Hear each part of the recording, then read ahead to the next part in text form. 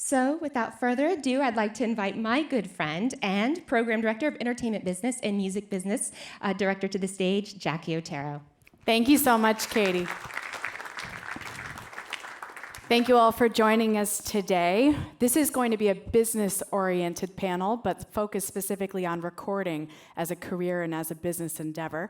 So I'm very excited to introduce our panel today. First off, we have a recording arts and music business graduate who is the co-owner of Plush Recording Studios here in Orlando. Please welcome Ethan Curtis.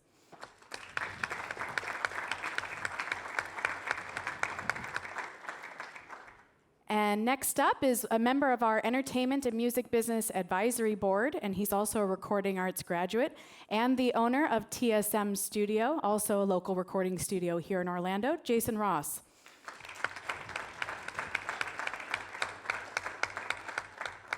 And last but not least, we're excited to have a member of the 2015 Hall of Fame induction class, recording engineer for Beyonce, as well as an entrepreneur, DJ Swivel.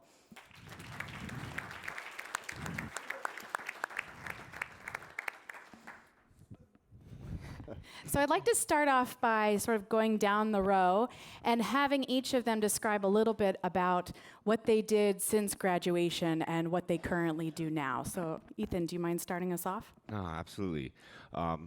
Ethan Curtis, co-owner of Plush Studios.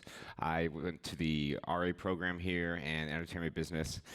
Since then, I've done some artist development work, taken over Plush Studios, do some A&R consulting, and still do artist development with Atlantic and EP productions, and just enjoy being involved in music. Thank you.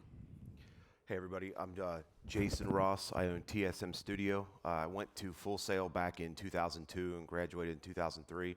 I actually worked at Plush when it was something else back in those days, and a little bit after that I started TSM.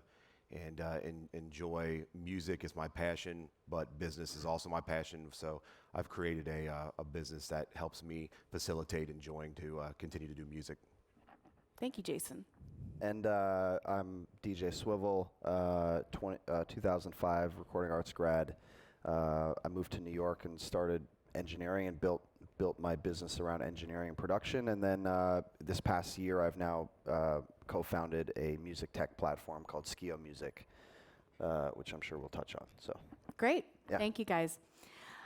So you have quite a bit of experience amongst the three of you the last 5 to 15 years working in recording, and I think most people know that recording as a business has changed a lot in the last few decades. Can you guys talk about a little bit about how it's changed since you've been in the industry? How has recording as a business model changed? Well, definitely the recording budgets have gone down a lot. It's tough in smaller markets. Not LA, New York, where you don't have the epicenters of the major labels. The major studio markets have really shrunk. For me, with Plush, it's been a change of focus. We get a lot of the major label clients when they come into town, but it's been more of a change of focus towards the local community and the local music industry and building a market there. Just because those major budgets don't come along as often and they're not as large as they used to be. Swivel, you're in New York, so you might have a... I'm in LA now. You're in LA now? Okay. And we can talk all about that. Yeah, New York, there's not really much happening in New York anymore either. So, but I would agree the budgets have gone down for everything. So there's still, even with the major artists, there's still smaller budgets now. You don't get the car service anymore. You don't get the food budget anymore. Yeah. Every corner's been cut. It's sort of, now when I mix records, I used to be in a studio all the time.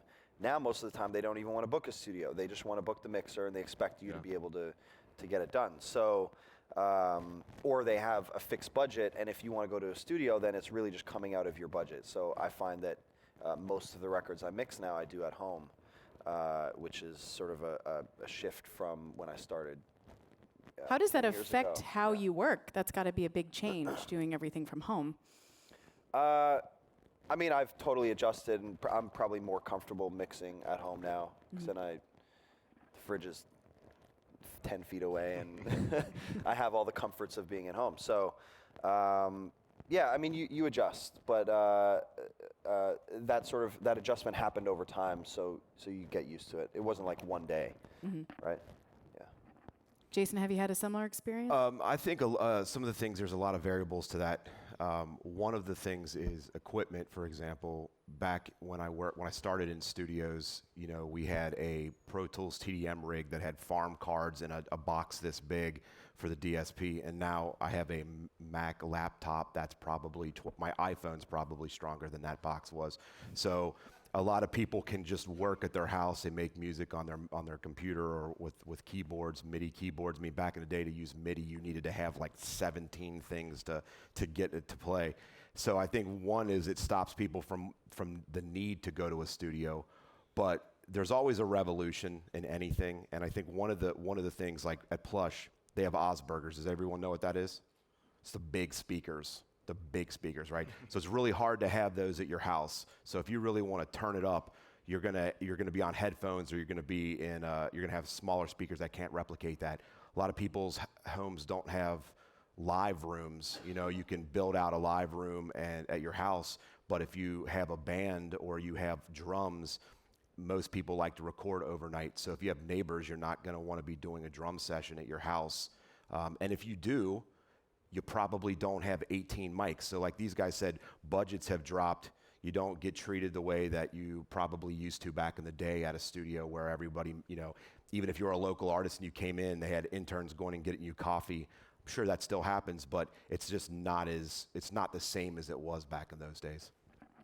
And Swivel, you mentioned that New York, nothing's going on there anymore, which I think might be a little bit surprising to some people. So having worked in New York and in Los Angeles in this industry, how have you seen that change, and what's the difference between working in the two locations? Well, that change started to happen. I started to see my friends drop like flies about 6 years ago.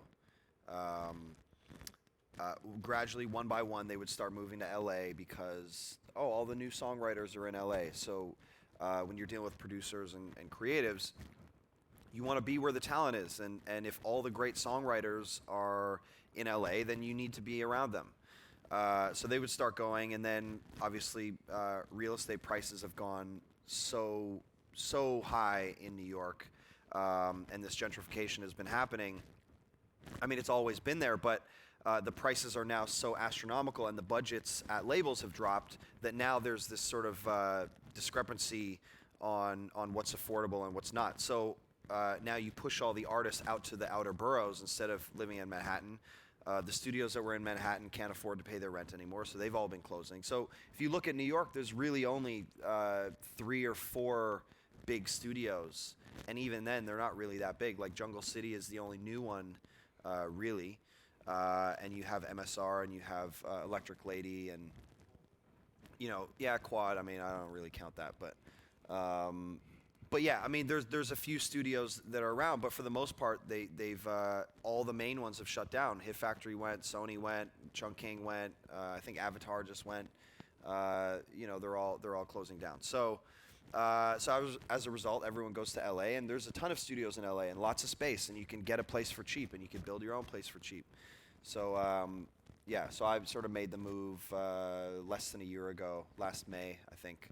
And yeah, as far as work, there's just a lot more out there. So that's been a good business move for you to do that? Yeah, I mean, for me also, I'm splitting my time between engineering, mixing records, producing, writing, and then of course Skio. So for me, it was also a positive thing in that our team at Skio is in Vancouver, so I'm on West Coast time and all that stuff. But yeah, so let's talk about how you guys have all branched out into other revenue streams as part of your business model, because I mean, I think it used to be you run a studio and you charge for the studio time, and that's the main revenue stream. Now there's all kinds of production going on. There's film, television, there's voiceovers for audiobooks. There's all different types of things that can be recorded, and I think that most studios have had to diversify if they want to stay in business. So could each of you talk a little bit about other businesses, and I'd love to talk about Skio as well, but different businesses you've gotten into and how you've diversified how your studio brings in money? Yeah, Absolutely. At Plush, with a lot of these studios, you can't just keep your doors open by renting rooms for music alone these days. Like you said, audiobooks. We do a lot of audiobooks. We're working on one right now. Beyond just diversifying the type of things we're recording, we diversify by touching other markets. Like we've been doing a lot of publishing work right now. Getting involved in conventions and events. Like we do the Network Music Conference here now. We collaborate with DJ Slim, bringing on Revolt TV. We had them this year, bringing them on even more next year. Even working with me and one of my business partners, Ken, through Plush Interactive, which is another branch of Plush. We've been working with the nation of Barbados to develop an education entertainment program. So, really just using our expertise and our network that we've built through the studio to get into any other avenue we can that can bring attention back to the studio so we can still rent those rooms out, but also bring other revenue streams. I would say, one of the hardest parts about a studio is everything's really expensive. I have a $11,000 Pro Tools rig, and people want me to have $20,000 speakers or $10,000. Oh, hey, these are $10,000. They sound great. Well, that's great, but you want to pay $20 an hour to rent the room for 3 days. So, the problem with studio ownership is it's a catch-22. Everybody wants you to have $1 million studio vibed out to the T with, maids and whatnot there, but they don't want to pay for it. So, you do have to create other things. It's interesting to hear Swivel with, having all of his discography and all of his accomplishments, and he's created a separate business. These guys have a separate business. We certainly, at my place, do other stuff. But that's the thing is, it becomes, what do you want out of your facility and out of your career? If you love music and you want to own a studio, you definitely have to think of, like Ethan just said, you can't just be selling studio time. I really feel like this is the era of the engineer. And one of my really close friends who actually works here, his name's Jeff Villanueva, he posts that as a hashtag all the time, and I think that's so true. I feel like back in the day, if you owned a studio, you would mix only at your studio. But now, you would never dare basically just say, I will only go to this one place, because as an engineer, we look for the engineer. Artists, they're all over, but they're going to need a good engineer. So, creating a separate business with those guys, or an incentive for them to bring their people to you, it's just not going to work by just renting out the room, unless you have a ridiculous steady amount of clients all the time and a low overhead. Good luck with that, though. Yeah, for me, I never had my own room. I worked out of Duro's studio, but I've never owned my own studio. I looked at it, and to me, I just saw it to be a dying business. So you guys, I'm sure, encounter those struggles all the time with that. For me, the way that I've diversified is, one, I'm not just an engineer. As I not grew out of engineering, but as my discography evolved, I started not just recording artists, but then mixing artists, and then also producing, and now even songwriting, like top lines. So I do sort of the gamut of creative work, and then I still have time on the side. So I was like, well, how do I use my time towards something that I'm passionate about? So Skio was a good fit for that with music licensing. It's sort of in my wheelhouse, and I also about 2 years ago started a magazine called Headliner, where I have a team and I write articles, and we're in Barnes & Noble now, and it's going well. So yeah, I found other ways to take my skills as a producer, engineer, and apply those to other businesses where it makes sense. So that was sort of what I did. What is Skio? So Skio's a tech platform. Essentially, we simplify the music licensing process. So the easiest way I can describe without showing you a demo is we take music contracts and we make it so you can do it without a lawyer. Okay. So producer agreements, remix deals, work for hire agreements, and eventually sync and sample deals. The bottleneck there for people who are just starting their careers, for you guys to engage with high quality content, the bottleneck there is the the legal is you don't have the lawyers, you can't afford the lawyers, and even if you could, you can't afford to pay the amount of money you need to engage with a major label's content because they have only a few lawyers, and their lawyers are busy already, and they don't have time to deal with things that don't generate them X number of dollars. So they're not going to waste their time on you. But if we can make that process scalable, where rather than their lawyers having to do 5 deals at once, they can do 5,000 deals at once, now the cost of doing a deal becomes a lot lower. So now you can maybe engage with that artist for $100 or $150 or something. So that's sort of that's sort of what we're doing. And Awesome. yeah. What I love too is that you're creating a business based on a problem that you have already in your career. And you're instead of trying to look to somebody else to solve it, you're like, well, why don't I start a new business to solve the problem? Yeah, absolutely. Tell us a little bit about the launch of the company. Is it live? Is it something that people can visit? we're in private beta now. We've got about 7,000 labels and users who are just in the private beta working on remix deals and helping us work out the kinks. We have a team of 15 in Vancouver who are building this. Our sort of public launch will happen very shortly. I don't have an exact date, but I know the tech team delivered on their deadline of February 15th. So now we're going to go through the testing process and make sure it's ready. But probably in the next month or so, I'd say we'll have a public launch. Great. Yeah. Can we plug it? skiomusic.com? Skio Music, SKIO music.com. So, and anybody, obviously you guys are all students. Like I've already told the team, watch out for student signups. So you can actually go sign up now, and they'll put you into the private beta or put you sort of in the list. And as soon as it's ready for launch, we'll open it up. And basically, you'll all be able to, if you want to hire an engineer, hire a producer, hire a musician, you can do those deals.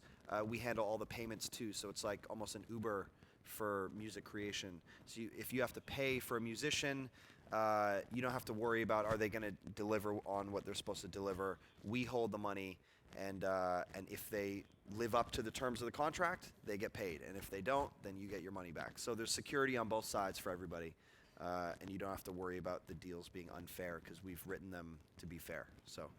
Great, thank you. Yeah. So let's talk a little bit about branding. It seems like at Full Sail it used to always be focused on networking. Now it feels like branding is the new hot topic that we're constantly talking about, and how everybody has their own personal brand, and you're not just branding your business, you're branding yourself as a professional too. So could you guys each give an example of how you are strategizing, how you're building your own brand? Give us any examples or talk about the importance of your brand as well as your business's brand. I'll let you. Okay. I'll let you start. Cool. So yeah, branding's become really important, especially. Excuse me, this is like. There we go.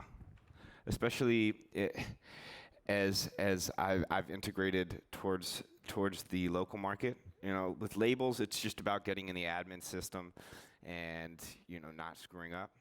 But with the local market, it's about making people want to come to us. Mm-hmm. So.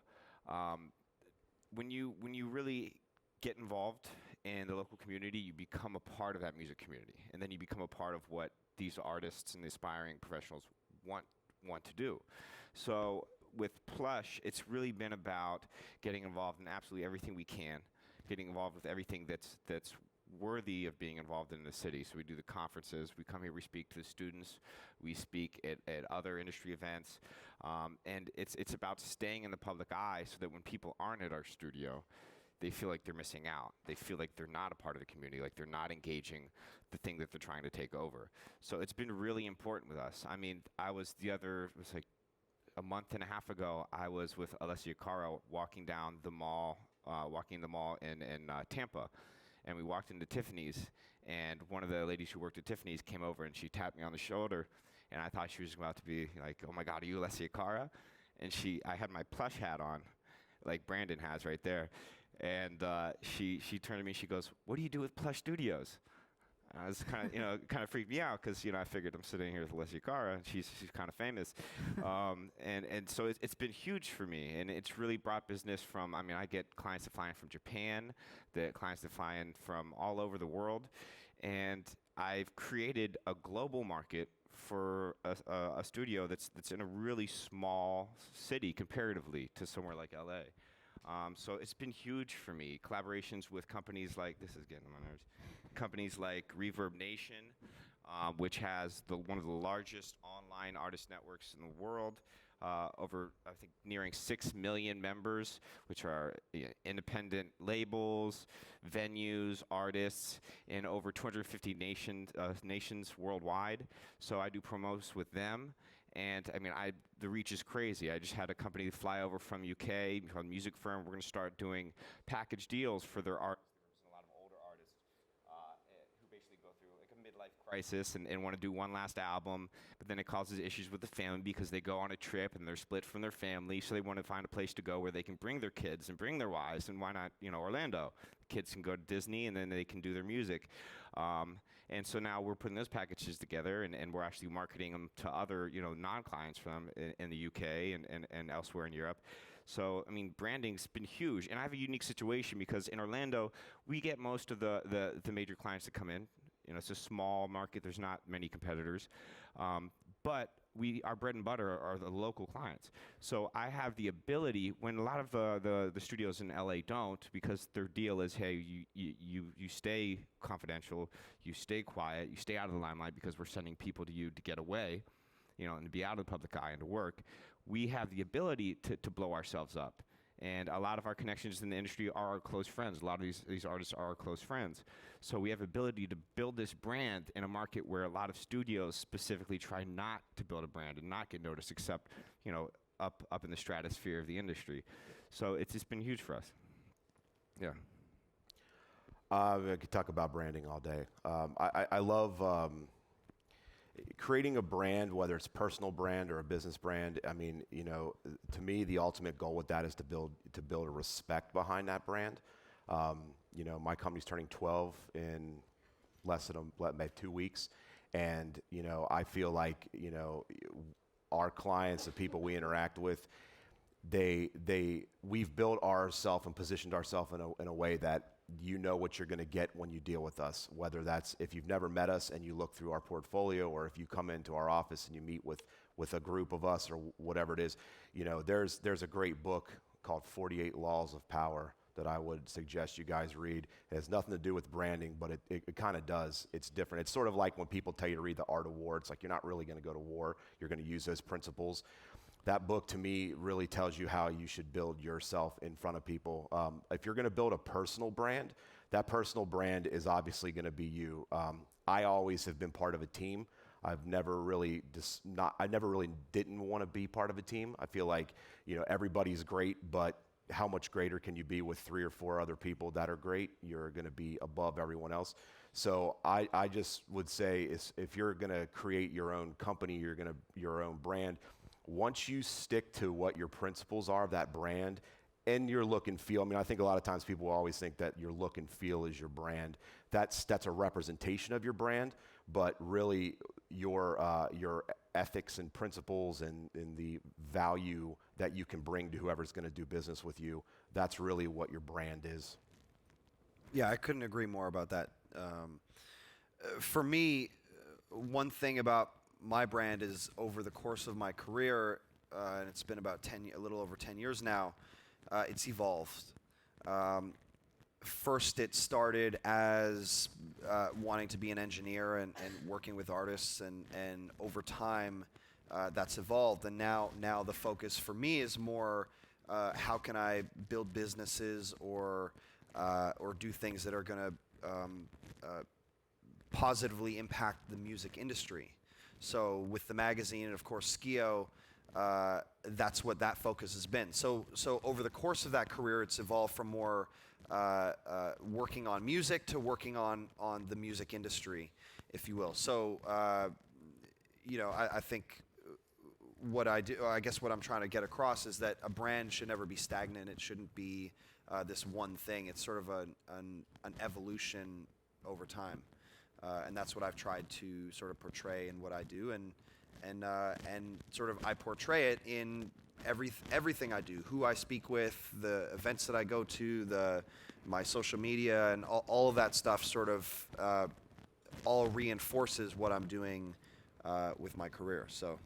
I actually want to say something. What Swivel just said was, I mean, it's exactly right. Evolution of your brand and your business. Just a funny little quick side note. When we started our business, we actually, our first thing was going to be duplicating DVDs. And just to think about that now is like how excited it was, like, yeah, we can make money doing that. We can, and it's like now that's not even here. And what we do now and the people we've worked with and things that places we've got to go and do, it's amazing because I've seen so many other people not evolve. And that you guys should do regardless if you work for somebody or if you're working on a project or even in your own personal life. If you're not learning and evolving and becoming better either at your craft or at something else, there's someone else is. And so whether you're looking to get hired or you're looking to have a successful business, someone's going to eat you alive if you're not evolving. And evolution, that goes a lot to say with the business plan, but a brand to me, a brand tells your story, but I mean, really, what is a brand? When I think of a brand, I think of it being the feeling, the emotion that your clients get when they think of the name of your company. What do they get? Do they feel comforted? Do they get excited? I mean, I think that once you find that brand that works, I think you should stick with that. But what you do as a business, your business plan, your operations, I mean, that should evolve with time, obviously, because the industry evolves. But yeah, I think branding to me is a little different than that.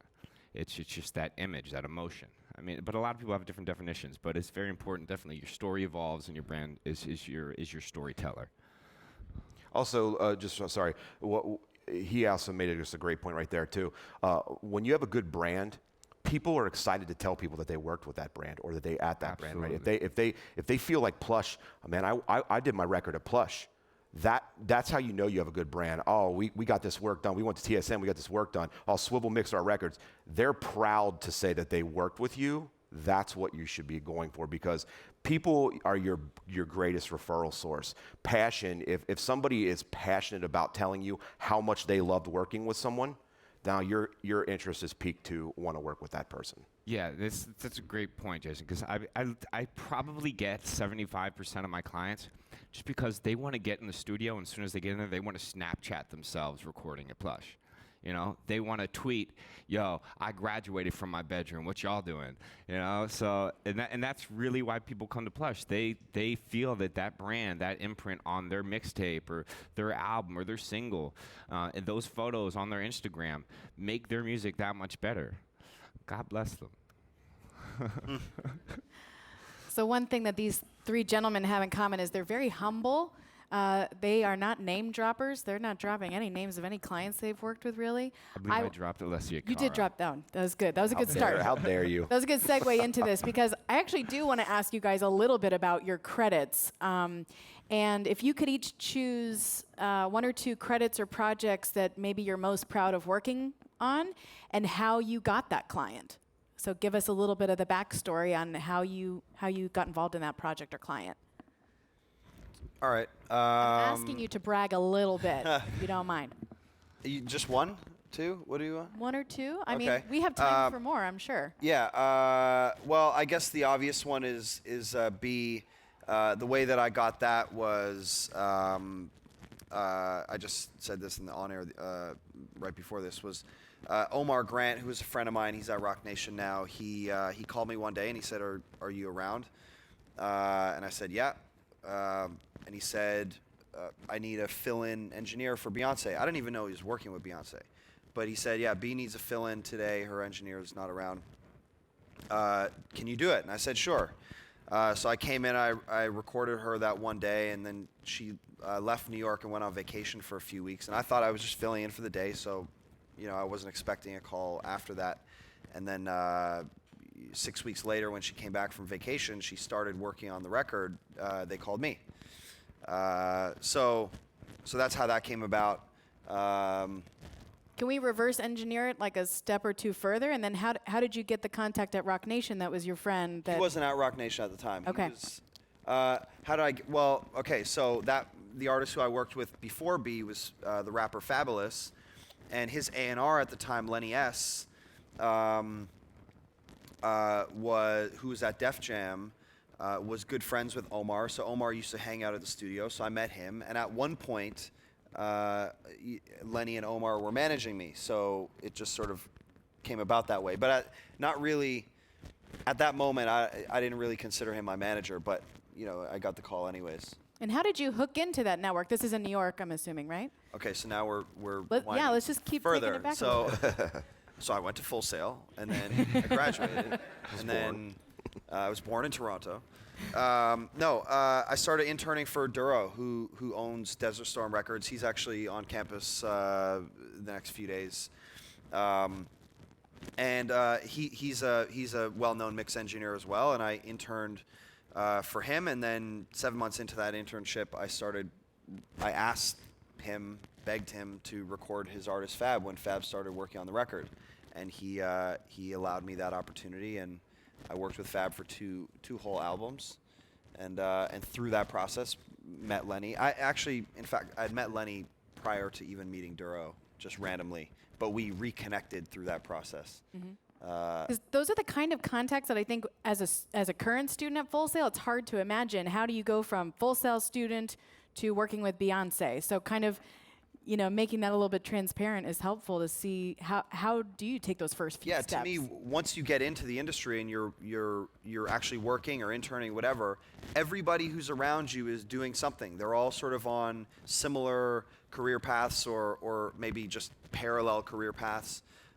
Maybe on the business side or whatever it is. So everybody's doing something. Everybody knows somebody. Everybody eventually has some success. I mean, there's people who I worked with 9 years ago who, out of nowhere, 9 years later, just blew up and became these huge songwriters or whatever, or big publishers, or everybody seemed to find their way in the industry. So once you're working, those people who you just encounter, they're in the same boat as you, and many of them are going to succeed because they already made it that far.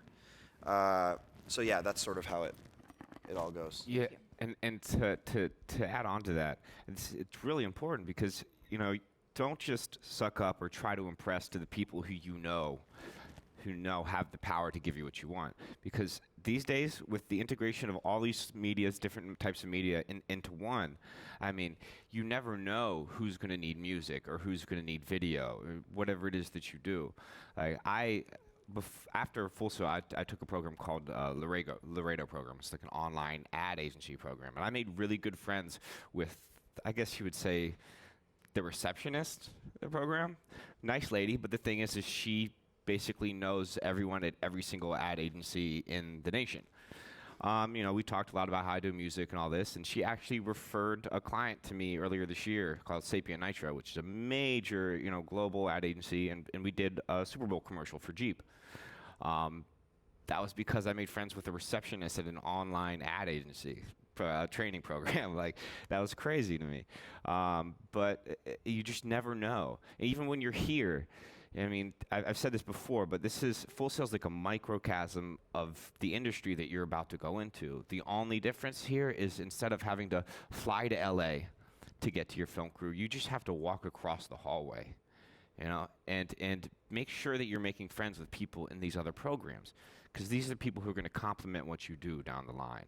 And they're also not the people that are competing for the jobs you're going for. When I was here, there was always a small circle of students who did it. And everyone knew who they were. It's like 10 kids who are always doing it. And I talked to my friends who are still teachers here, and there's still that circle. There's always that circle. So build that circle for yourselves. And when you get out there, it's going to be good because you're going to have friends who can do the things you can't do, and you're going to know they're good enough because you guys did 10 projects where you're in school together and they were badass. Cool. Great. So there's a couple funny things I got to say on this subject. So one is both these guys just said it, and you guys, I know, hear it in every single class, seminar, whatever you do about people that you go to school with or instructors and getting to know them. So I want to say this: don't burn bridges. That's for one. You're not as cool as you think you are yet. Trust me. 5 years, you're going to look back and be like, I remember when I was in Full Sail and how great I thought I was then, and now I've evolved to this point. But I have several people that I would say I got to work with that's really exciting. But two examples would be, one was Rodney Jerkins, Star Child. I got to do a lot of stuff with him over the years. And the funny thing with that is my final instructor in my final class when I went here for recording, he was my final grade, and I worked at Plush. It was called something different back then, but I worked there, and he comes walking out of the A room and is like, "Hey man, what are you doing here?" And I said, "Oh, I've been interning here for a while. Like, what are you doing?" Blah, blah, blah, blah. I started my company a little bit after that, and he was working with Rodney, and all of a sudden he was like, "Hey, I want you to come over and to check this out, and I want you to do this, I want you to do this," and then that led to, and now this is where this all just gets really crazy. I started working with that guy. His neighbor was Chris Tucker. Now Chris Tucker's been my client for 11 years because he liked some of the work we did with him. Now that's in a different segment. That wasn't in music, but because I was working with him and he had this guy as his neighbor, that became a client of mine for marketing and web and some other things. Also, I don't know if anyone in here listens to any gospel music, but I got Fred Hammond, who is also a very, very large gospel client singer. And we've done music videos for Sony for him.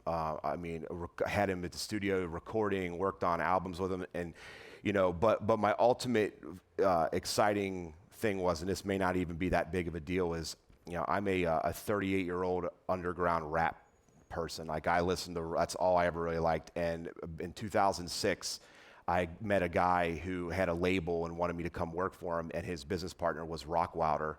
And I don't know if anyone knows who that is or not. He did Dirty with Christina Aguilera and Lady Marmalade, but he also did Redman, Method Man, which was at the time, still is a really big thing to me. And that was exciting. And I'd say moving forward to you guys, there's two real ways to get to those clients that you want. One is social media. I don't know if anyone ever watched Street Ball back in the day, but I sent the professor, a message on Instagram. And now I've been working with the dude for 7 or 8 years. It's insane how you can literally almost get to some, if they're too big, they're not going to answer you because there's just so much hate on social media, so people just ignore it. But you can possibly get to these people through social media, and then your connects that you have, like the person sitting next to you might know somebody, and you don't even know. Like it's insane. Like, don't burn bridges. Don't try to be humble to other people. If you want to acquire that'll come your way if you play it smart. And I think the only other thing that I would say on that is, actually I forgot. So go ahead. I'll see if I can remember that and tell you how in a minute. Bad short term. Let's look into the future a little bit. 5 years or so into the future, where do you see your business evolving? Where do you see the recording industry, specifically the studio part of the industry? How do you see that changing and evolving? I think we've seen a lot of the change. I think it's going to continue. I don't think I think all the big studios, many will still be around. I don't think that's going to change too drastically. At the end of the day, there's a need for those, whether it's band recording or whatever.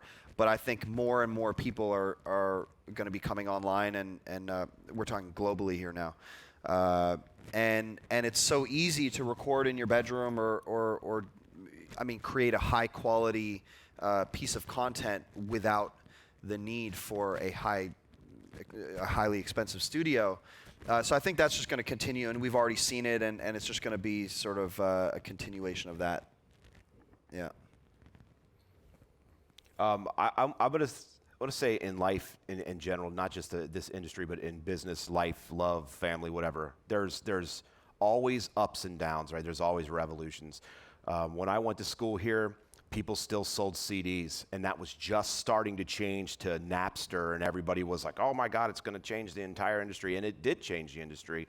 But that also birthed, Spotify's, which I know everyone has an issue with the payments and all that, I get it. But my point is that when it's just like in anything, if we create a security someone figures out how to break that security. So then someone figures out how to make another security. Then someone figures out, it's the same way with this industry. You know, recording music, new music, you know, back in the day, you didn't have a way to promote your music. You didn't have a way to do it. So now you can record at your house, but it's genre specific. If you're making beats on Logic and then you've got a vocal booth that you set up at your house with egg crates, cool, that's great. That's not gonna maybe that does get you a record deal.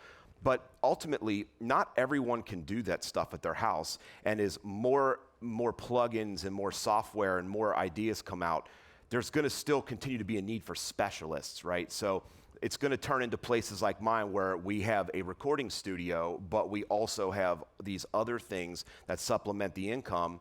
And so now you're gonna see more of those type of things pop up, and it's gonna become independent people who work there, rent there, partner there, whatever. And I think that you're never gonna see it go away. It's just gotta evolve just like everything else, but it'll be a revolution. At some point, that'll come back around and everybody will be doing that again, and then it'll go back around. Everybody will be going home. I think it's just a matter of, as things change, we change with it, and then people have to come up with new ideas. So maybe you guys will be, one of you will be a person who comes up with a new idea on why everyone has to start going to a studio again. But the budgets are definitely lower. You know, for me, and again, my situation is unique compared to the major studios in places like LA. But you know, I've noticed the trend that these days, people don't just want to consume art. They don't just want to consume media. They want to take part in it. They want to create it. That's part of the fun now. With its accessibility, with the tools becoming more accessible, it's become more fun to take part than just to consume. So I've opened up the doors for my studio to become, and I think this is really the future for these studios in these smaller markets, is to become a community center. You know, to culture and to nurture a thriving music community, to use the expertise, to use the network and the assets they have to ensure that the local music communities are sustainable. We've initiated membership programs that really have cut the cost of renting the rooms down by about 60%. And people get like 32 hours a month, 8 hours a week, and they come in there and they can record. It keeps our engineers busy, it keeps our lights on, it keeps people engaged because they pay for that up front. They want to come and use those hours because they don't roll over, you know. But at the same time, you know, people don't go to the studio anymore just to record, because as we've talked about, you can do that in your bedroom, you can do that in your garage, you can rent an office space and set it up, you know. But people come to the studio because they want to engage. They go there because they want to collaborate. They go there because they know the people they want to be like go there, and maybe they're going to meet them. Maybe they're going to hear what tomorrow's song sounds like because they're recording it there. Maybe they're going to get the chance to do a song with them. Maybe they're going to find out when the next show is and realize they have an opening slot, and they're going to get in that slot because they've been recording with them in the room next to them for the last week, and they become friends. You know, we put on events. We link people so they can get engaged in events that are occurring. You know, it's about a community, and it's about a sense of family. You know, I think at least that's where I'm going with Plush. Yeah. Thank you. I forgot what I was going to say at the end there too. Happens, right? Yeah. Wow. So I have a music business degree. I know a lot of students who come here for a business degree, they're usually drawn because they love the entertainment and the music side of it. That's the part that they're passionate about, but they want to learn the business side so that they can make good decisions in their business. So we have a lot of topics that I talk to students about. You know, you have to learn, these basic foundational business topics to be successful in this industry. Things that don't sound as glamorous, like accounting and economics and finance. Management and marketing, right? But these are the building blocks that any business person needs to know. So if you guys had to choose maybe one business topic that you think that students should really master, something that you really use in your day-to-day career, in your jobs, what would that be? I want to jump on that one. Yeah. I want to say this: master knowing to know only what you need to know. And what I mean by that is, I'm not an accountant, but I could talk to you about accounting for the next hour. I'm not a lawyer, and I wouldn't sign one of my own contracts, but I could explain to you what a clause in every contract is. The thing that you want to do, and this is I'm pointing this at people who want to be entrepreneurs or own their own business, right? Jackie makes a great point, and I'm on a PAC board with her for the entertainment industry, and I always say, most of you guys are creative. You're going to think like an entrepreneur. So the one thing when I was a kid, I had this DJing business, and I hated was I just wanted to be paid. I just wanted a W-2, give it to my accountant, be done with that. And I had to get an accountant, and I had to be a 1099, and to do all this stuff. But now that I'm an adult that owns a business, it's like I'm so happy that happened to me, because it's really not that hard to do your own accounting. You should have an accountant. Don't do it on your own, but you should know how to talk to that person. You should know what is an expense. Like, you know what, those Jordans, they could be an expense depending on how you spend that. You know what I mean? Your car can be an expense if you know how you're doing it right. So you still should not try to write a contract on your own. Jumping on an internet and finding a contract. That's why I like when Swivel was talking about his new thing. That's going to help so many people, because I have an entertainment lawyer who is one of my closest friends, and I cannot get that dude on the phone.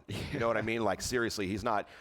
Even if I'm doing something big, I'm still a small potato to that guy, because he's trying to do $1 million deals, and I can't blame him. So for me, I would say legal for sure. Don't try to know how to write or understand completely, but understand, like, you'll see, confidentiality. That's the one I was just going to say. Non-competes, just work for hire. You said work for hire before. That's a huge one, right? Because if you're going to hire somebody to do something for you, and it's artistic like IP, you need to make sure that they sign a work for hire, because if not, guess what? They own it, right? Or that's the mentality that people have. So legal is certainly a huge deal. Accounting would be the second, but I want to stress one last time, and then I'm going to give to these guys, don't try to do it on your own. Just know how to talk about it. Like, I got thrown into it, and I just let somebody do it, and then I started getting inquisitive about it. Like, what's a P&L?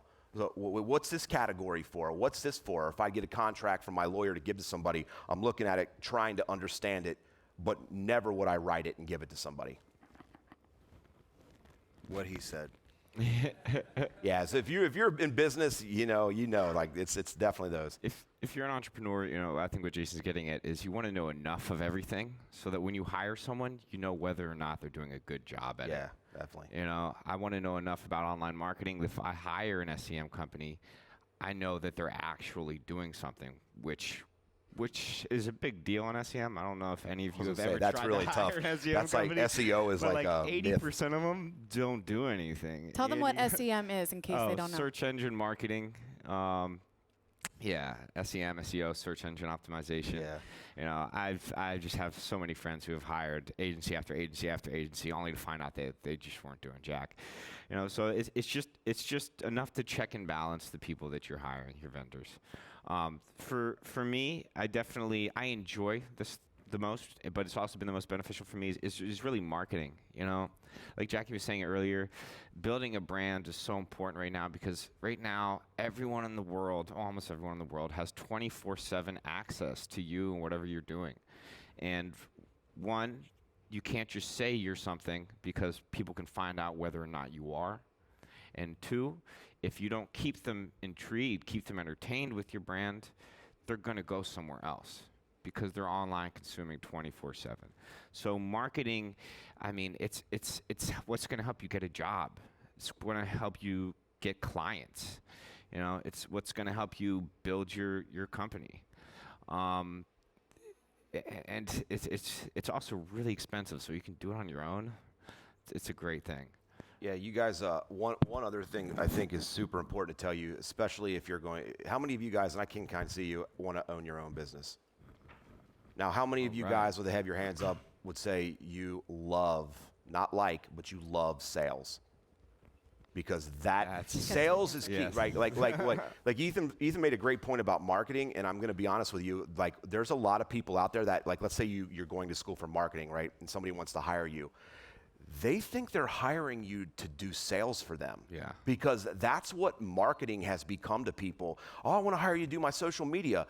What I mean is, I want to hire you to get me 10 new clients next month through Facebook or Google or YouTube, whatever it is. So, if and that's the same if you're going to get a job somewhere, right? If you're getting a job somewhere and that place is open because they get sales. So if you're hired to not do sales, then you're great. Yeah, you're good. If you are, or you're hired to do marketing, they're going to expect you to produce because, truthfully, marketing really it is sales, because you're putting something somewhere and trying to get someone to buy that, and that's what sales is life in any business. Yeah, I mean, if you're trying to justify a position, I mean, what does it better than bringing in the money that pays your paycheck? Right. I would hire 10 salesmen any day. Absolutely. All right, well, at this point, I would love to open it up for questions from our audience, both online and campus. So if you have a question, go ahead and raise your hand. We have a microphone that will be coming around the room. We have a question from social media. Okay. This is from Craig, who is in the Business Intelligence Master's Program. And you all earlier talked about kind of the economics and how it's changing and how the costs are going up, but competition is going up, so revenues are going down. And this is kind of a little bit of a spin on that. But he says that I intern in a studio and I want to help my boss better his business. How can I explain to him that sometimes he actually can charge more for recording than what they're currently charging? He should be able to get more, and being that he has me and that I am an audio engineer, he can benefit from that. So how do you kind of market that value proposition to justify a higher cost or a higher price to your customers? I mean, being a studio owner and someone who's in that position a lot. I mean, first off, I always encourage my interns to bring me ideas. I mean, that's why I have them there. I mean, I have some good ideas, but I don't have them all. But I know a good one when I hear one. And you can talk up like that. You just have to say it in the right way. Like, you can pose it as a question. Have you ever thought about, maybe not posting prices so that when clients call in, you can kind of feel them out and see who they are, see where their budgets are? I mean, I never post prices anywhere, because if an ad agency calls to talk about doing a Super Bowl commercial, or if Warner UK calls to talk about doing the next Coke theme, I'm going to charge them a little different than I'm going to charge the kid down the street who just graduated from Full Sail, is trying to put out his first mixtape. So I think just posing that as a question, just asking them, so they can kind of feel like it's their idea. There's nothing wrong with that. And as a business owner and a studio manager, I value employees and interns who bring great ideas to the table. So I wouldn't be afraid of it. Just be wise about how you're bringing the topic up. Yeah, when it comes to something like that, that's difficult. I definitely agree about not adding prices, and I'll say this. When it comes to retail, when it comes to services, this is what's good and bad about services. If I'm working with somebody famous, I could charge them $5,000 for this bottle of water maybe. But if I'm working with you guys, I'll sell it to you for $10, right? So you have that ability, but that also can bite you, kind of bite you in the butt, because then you don't have a set price. Like with Swivel's business that he just started, which is a great idea, I would imagine, and I don't know, but I would imagine they're going to set prices for how that works. And so that's a service, but it's still something you could set prices for. And then you could set prices for products. But for services that we charge, that could be hourly, could be project-based. You don't want to do that. And the other reason for that is, and I remembered what I was going to say before, which ties right into this. Don't be afraid to do something for free to gain more visibility, right? So, for example, Ethan can charge a famous person $100 an hour. You could charge me $20 an hour. Or he could say, I might get more clients by not charging you anything, right? So for the guy online that's asking the question, it's a hard question to answer, because that actually is why I started my own business, because I went to the guy that owned the studio that I worked at and said, we should be doing other stuff. There's website businesses really growing out there. There's production, and there's all this stuff that we could be adding. And he said, no, I don't want to do that. And that didn't work out, right? So for your studio owner that you want to talk to, I think the most important part is trying to find out what does he want long term, because if you're posting it, that's good, people feel great, but then you have no wiggle room and no negotiation ability, and that takes away a lot. Sorry, I'm done. Oh. End scene. What they said. I don't have anything to add there. Other questions? I know we have a couple down here. Seeing lots of hands now. Whoever yells it the loudest gets it. Hi, my name is Tracy. I'm a music business student. And I just wanted to ask, because you guys are all business owners or of that nature, how did you know, like, when you could say, like, I do this? Like, you know, like, you don't want to claim you're something and not be able to back it up, but how do you, like, when did you have that aha moment, like, I'm a business owner, or I do this really well and I can do this for you, you know? I'll start with that, because that was something that was always that always plagued me. You know, it's something you see around here a lot at Full Sail. Let's be honest, people saying they do this. So I'm a writer. I'm like, well, who have you ever written for? You know, but for me, I found that the best move there is to take on a mentor, take on someone who does what you want to do professionally, work with them, work alongside them, and then the day that they say, hey, you know, I think you can start charging for this, you know, is you have someone you respect, who's professional, who knows what they're talking about, and that's telling you, hey, you're now at a level where you're professional enough to ask for money for your services, for whatever you're doing. And that's kind of what I did. Like Jason, he knows Aton, who's my mentor. I found someone who, for the first time in a sea of people who claim they're doing this or they know what they're talking about, I found someone who made sense every time he talked. The moves he was making, they connected. I could connect the dots. I was like, okay, I'm going to follow this guy and learn everything I can. And at one point, he kind of wiped his hands of a few projects and handed them over to me. And he's like, all right, man, I think you're good to go. I trust you. Take it and run with it. And that's how I got Plush. Yeah. I think mentors are some of the best decisions you can make. I mean, find someone out there who's great, do your research, make sure they're really great, and follow them. And they'll let you know when you're ready. And Aton is the Global Director of A&R for Warner Music Group and all its subsidiaries. No, he wasn't. An all-around good dude. We were just roommates back in the day. But yeah, I mean, for me, I always, when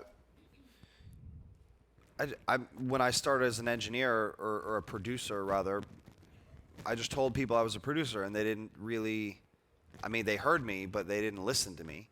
But then over time, as I, you know, sort of like chipping away at the iceberg, over time, they started to listen. You know, or as an engineer, they started to listen. Okay, oh, you really can. Oh, you work with that person. Okay. So it was like more of a gradual thing. It's not like one day you are this person. All of a sudden, you know, you wake up one day, you're a whole new person. You got bar mitzvahed or something. I don't know. Yeah, it happens over time. It happens gradually. It's a bit of, there's a ton of gray area there before you, you know, during that process. Tracy, I would say this to you, right? Really, there ain't nothing to it but to do it. You know what I mean? So here's the thing. You know when you're ready? When you have the confidence to be ready, right? So it's like, I try to be humble. I try to not talk about a lot of the stuff that we've done or I get to do, but no one makes or breaks what I do. There's nobody in this town that I care if they do or do not use my company or come to my studio or whatever. It's like, I get up at 6 a.m. and I work till 11, then I go out and I do business, and I come home and I work at night. And while people go to the beach, I work. And that's what you know, it's you choose what you want. You want to, at the end of your road, do you want to say, wow, I was really awesome how much I drank and how much I partied? Or do you want to say it was really cool that I created this multi-million-dollar, you know, empire or whatever? You know, Diversify, I have way more. I have 2 other businesses outside of my current business that are amazing. Don't ever close your mind to what you might meet or who you could be involved, because as you grow as a business owner, entertainment or not, you're learning skills. Like, there's a lot of stuff that I have learned over the years that I could apply to anything, really. You know what I mean? But every single day, I realize, like, I could still learn so much more. And everyone that I meet, I used to really, when I was younger and started this, I thought everybody couldn't tell me anything. Like, I've already done this, you don't know. And now, I mean, it's like if a bum tells me something on the street, I'm going to go, that might work. You know what I mean? Because it's like, well, I'm going to steal his idea because he can't do anything about it. I'm just kidding. But, you know, just ultimately, you know, when you're young, you don't have a lot of, you know, I don't know how everybody is in their finances situation, but when I went to Full Sail, I paid for Full Sail myself, right? I had a wrecked Corolla, and I interned for free for a year while I went to Full Sail. And as soon as that was over, I said, okay, I'm ready to do this. and now I live a completely different lifestyle, and I couldn't go back to that, right? But back then, if you got a little, and I'm not hating on your guys, but you have a little shitty car or something like that, you have a little, you live a little small apartment, what do you have to lose, right? Go do it. Get on social media and get a client and figure out what you want to do. Work for free. I mean, when we started, I could have spent $1 million on my marketing budget, but we just did a bunch of free work for people, and then we started acquiring real names, and then people would go, oh, you could do this for me, it'll be in your portfolio. It's like, I don't need this to be in my portfolio. Look at my portfolio. You know what I mean? So that just go for it. Question over here. Hey, how's it going? My name is Kevin. I go by Riser. I'm a composer and producer outside of Full Sail, and I'm also in the music production program. I actually have 2 questions. The first question is mainly for DJ Swivel. I was curious, as far as your transition from doing production and then going to mixing, where did you kind of gain, I guess, the balance to gain confidence in a new field, and where did you kind of see where your skills tied into that new field? It's a good question. So the way I was always producing. I was producing back in Toronto before I came to Full Sail. That's how I decided I want to come to Full Sail. So I was always making tracks and doing that. And then I moved to New York once I graduated. I knew I wanted the types of artists I wanted to work with, and I didn't really know how to get in touch with them. So the way for me to sort of get just in that circle was through the studios. And studios don't hire producers. They hire interns. They hire GAs. They hire assistants. So I said, okay, well, let me go on that path. And I learned how to engineer. And at the end of the day, engineering and eventually mixing, that made me a better producer. So I do both now. And I'm a way better producer now than I was before I had the skills of mixing a record or engineering a record, because now I'm building songs from the ground up the way they're supposed to sound, as opposed to what I think they're supposed to sound. And when I listen to tracks or things that I did prior to building my foundation as a mixer or an engineer, they sound crazy to me because there's so many mistakes. I was like, well, I would have done this completely differently now. So it wasn't like it was a jump. I do both. I still do both. And now what I find as a mixer, I'm almost acting as a producer in many ways. I'll get songs, and some mixers don't do this and some do, but I do mainly because of my production background. If I get a song and there's things I don't like about that song, I'll change drums. I'll program drums. I'll add things. And I'll bring it back to the artist and I'll say, hey, here's 2 versions. Here's as it was, and here's what I did. If you like what I did, like let's continue that. And I'm happy to do that. I treat that as if I'm a mixer, but I'm really doing production.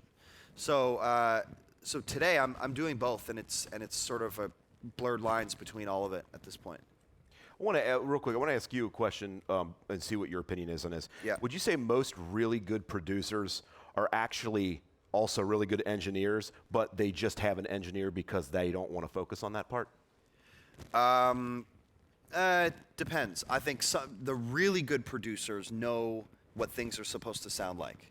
So whether they're the ones hitting the buttons or not, I mean, it depends on what your definition of a good engineer is. Yeah, If it's actually running Pro Tools, then maybe they're not. Right. But I guarantee you, they can sit in on a mix and tell the mixer exactly how they want it to sound and do it. And some of the best producers, if you look at a lot of the EDM guys now, who maybe some of you guys listen to, whatever, most of them mix their own records. Not only are they incredible producers and DJs, but they're incredible mixers too. So, and that's just because they didn't, when they started, they didn't have the budgets to go and hire mixers. They had to produce, and that's just how dance music works. Is you mix your own records, you master your own records, and they had to make songs that could compete with everything else that was being played on the radio or in the club. So, yeah, I don't know if that sort of answers your question, but maybe It does. it's helpful Yeah. to everybody. Yeah. Thank you. I appreciate that. And then the second question was kind of pertaining to, I guess, the different mediums as far as music production and engineering. I noticed you said something about audiobooks, stuff like that, even like commercials.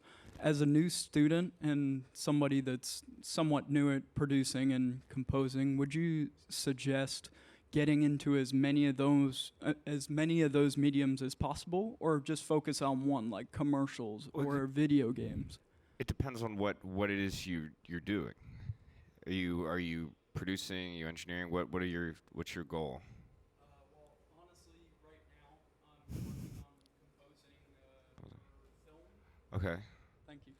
Sorry. Composing for film and video games, but mainly right now what I'm doing in my off time from Full Sail is I actually got picked up for my first production contract with an existing company. So I'm working on making more electronic stuff for a pop artist right now. So I'm just strictly focusing on that, but I still want to keep those other avenues open. Absolutely. I mean, as a composer, as a music producer, the good thing about that, about video games, about commercials, about film, about music, artists, projects, is that all that's helping you to perfect your art, and all you're doing is you're opening yourself up to other revenue streams. And unfortunately, for me, as someone who grew up wanting to just do music, although no, I won't say unfortunately, because I absolutely enjoy doing these other projects as well. But nowadays, there's a lot more money to be made by making music for video games, for films, or at least a lot more money to go around than there is on artist projects. I mean, there's very few mega producers out there that are working on major projects, but there's so many opportunities to do music for commercials. There's so many video games. There's apps that need music. It's absolutely you should delve into all those opportunities. There's really no reason not to, unless you just absolutely hate doing it. And I mean, that's why we're here, right? Because none of us want to sit in a cubicle all day, because we want to do what we love. So if you enjoy it, why not find other ways to make money doing it? I actually wanted to say something to you about that too. This may not be a popular comment for everyone, but the only reason to me that as an artist you wouldn't write songs, or unless you just weren't a good writer, or as a producer you wouldn't work on anything, is all ego. It's like, of course, do we all want to produce hit records? Of course, right? Like, of course we did. We didn't come here because I was like, man, I'd really like to do voiceovers for a living. You know what I mean? So you're here because you want to do that kind of stuff. But if you can make money in that industry, like we have people that come in and are like, I just want to be an artist. I'm just going to be a singer. I don't care. And they write good songs. I'm like, why don't you try to write a catalog of songs and sell them? No, because I'm going to be an artist. Okay, well then you're going to be an artist that probably works at TGI Fridays when they're 40. Seriously, like you got to diversify what you do. And if you want to just do that, I'm not hating on you. Go for it. But why not? We do projects that are really awesome, and then we do some that are stupid, but those stupid ones pay payroll and gives me the ability to own a studio and do these other things, right? So you don't have to put all that on your resume. If you did a commercial for Crest and you're not it's not exciting, don't tell anybody. But when Crest cuts you a $10,000 check, you're not going to take it, Just to add a little bit to that, I sort of agree with what these guys are saying, but if you want to do sort of audio posts like scoring and composing to visuals, nobody does the Call of Duty game because they want to make things that sound like anthemic military. They're just great composers who can make great music to fit a picture. So that's its own skill, and that doesn't matter if you're doing a Crest commercial or a video game or a movie or anything else.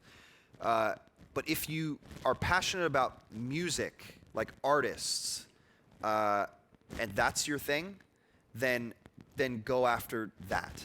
Because clearly, for me, like I wouldn't go and do any film stuff. The check would have to be really big because I'm not interested in it. That's not the music I make. That's probably not what I'm really talented at. So for me to try and like figure that out is like, I don't know, maybe it's ego, whatever. But if you make music, your music has a different level of passion, right? And you probably love a genre of music or a style of music, so make that. You know, I'm not going to sit and make rock records because I don't make rock records. I don't know how to. That's not how I learned. That's not who I learned from, and that's not what I listen to. So I don't want to do it. But if it's scoring to picture and things like that, that's what you love. Then really everything's on the table, because you don't do it. You're not only going to do racing video games with a certain style of music. You're going to do everything, right? So I think the difference is whether you want to do music for consumption of music or music for other mediums. Yeah.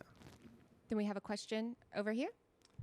Hi, my name's James, and I'm about 2 years from my recording arts degree. I started a mobile recording business, and my question is, whenever I started, I did a lot of free work, and now I'm starting to do a lot more bigger projects and festivals and working with bigger artists. And my question is whenever you start getting into a lot more work and getting really busy, what are the things that you had to evolve and change in your brand or started to do to work with the bigger networking and artists that you work with? I don't know. I feel like it just. I don't know. I just feel like it happened naturally.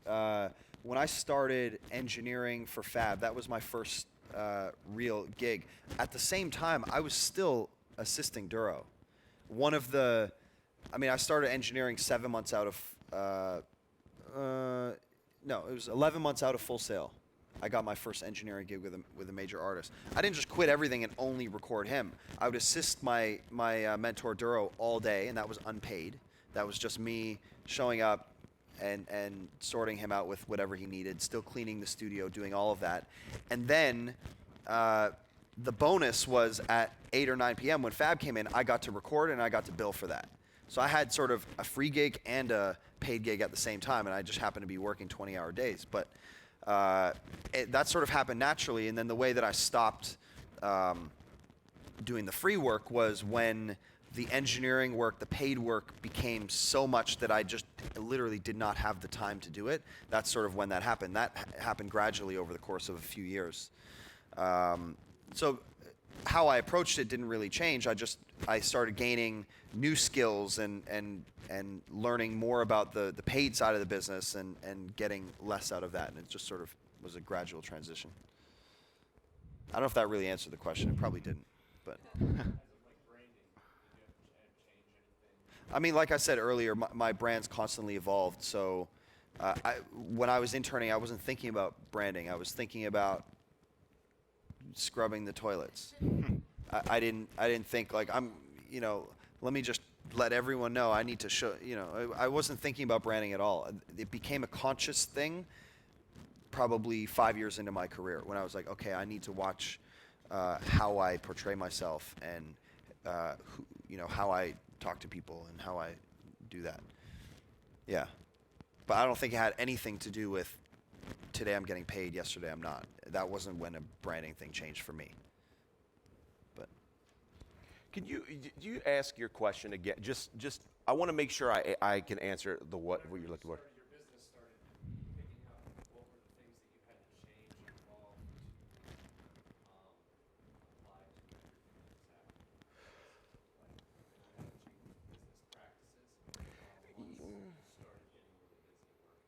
No, I mean I think the thing is you want to find a good. Do you have a group of people or a team, or are you the only one doing stuff? Most okay.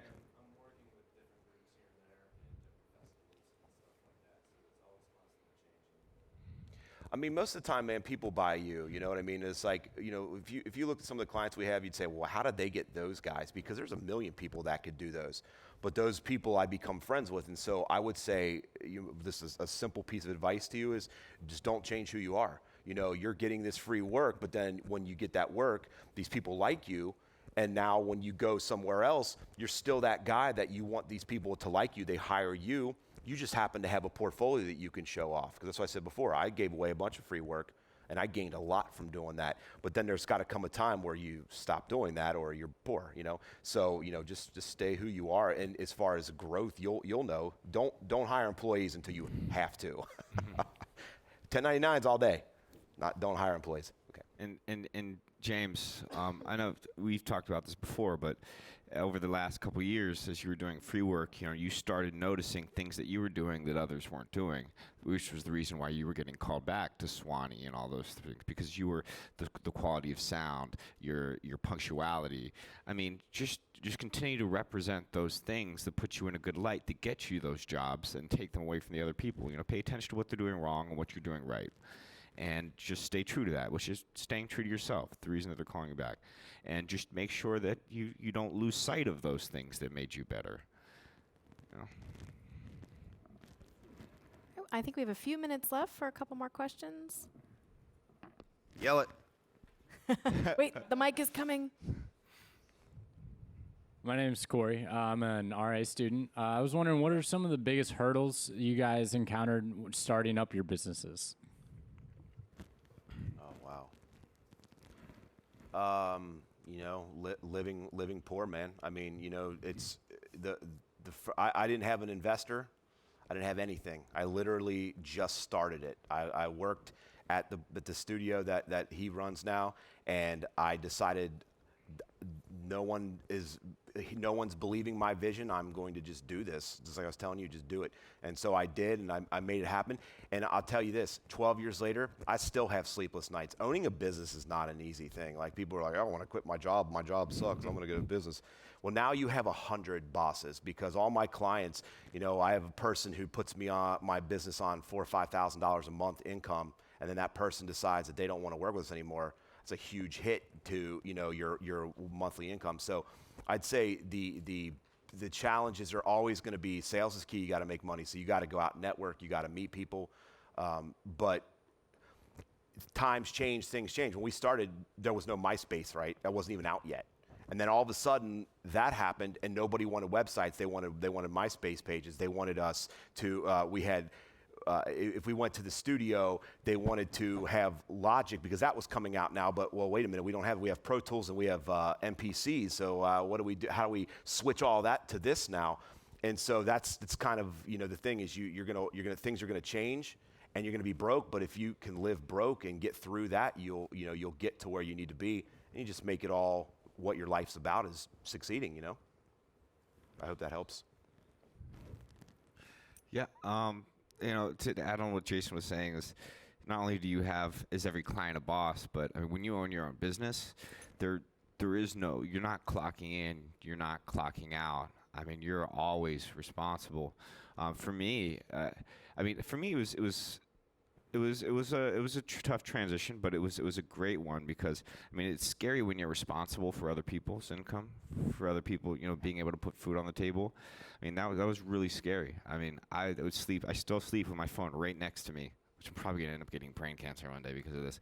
But I just don't want to miss a call, because if I miss a call, then I'm missing money that I'm putting on the table. Money that I'm putting on the table for my employees. But that was also a great opportunity for me to mature too. It's like having a kid. It's not just about you anymore. You have to think about everything you say, everything you do, because it's about the people that rely on you. So that maturing was a huge process for me, and that, I think that was the biggest learning experience, the biggest struggle. To me, I was a wild child. I'm going to be real. So that was a big struggle for me, but it was great. It was great, and being poor sucked too. But it's whatever. The biggest difficulty for Skio's obviously slightly different than what these guys do. The biggest difficulty was raising the money, because we have a staff of 15 people, and they're high quality talents, software developers and things like that don't come cheap. Yeah. Google will hire any of them.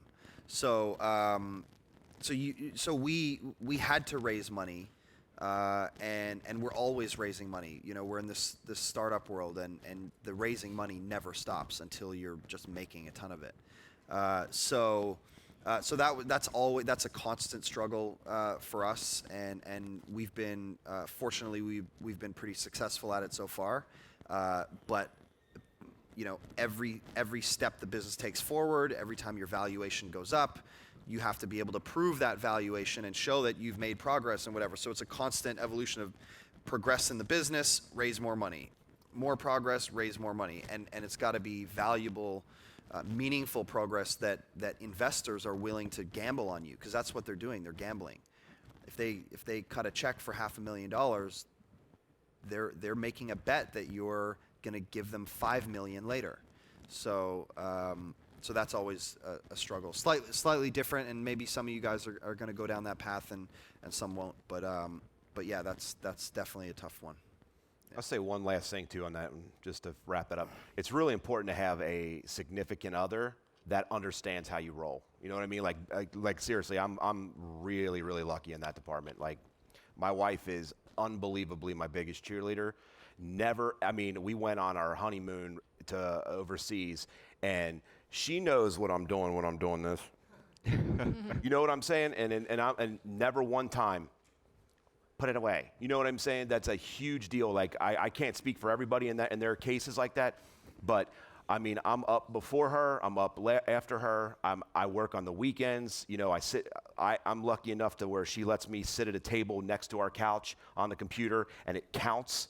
You know what I'm saying? So I think that's a really big deal everybody should think about. Like, make sure that, the person that you meet or you're dating or planning on spending your life with is going to be cool with you if you're, like, hustling, basically, you know? Do we have another back here? Okay, let's get one final question. Online? Oh, okay, I'm sorry. All right, guys, I think that's all we have time for today, but maybe these guys can hang out for a few more minutes if you didn't get a chance to get your question asked. So let's give it up for Ethan, Jason, and Swivel.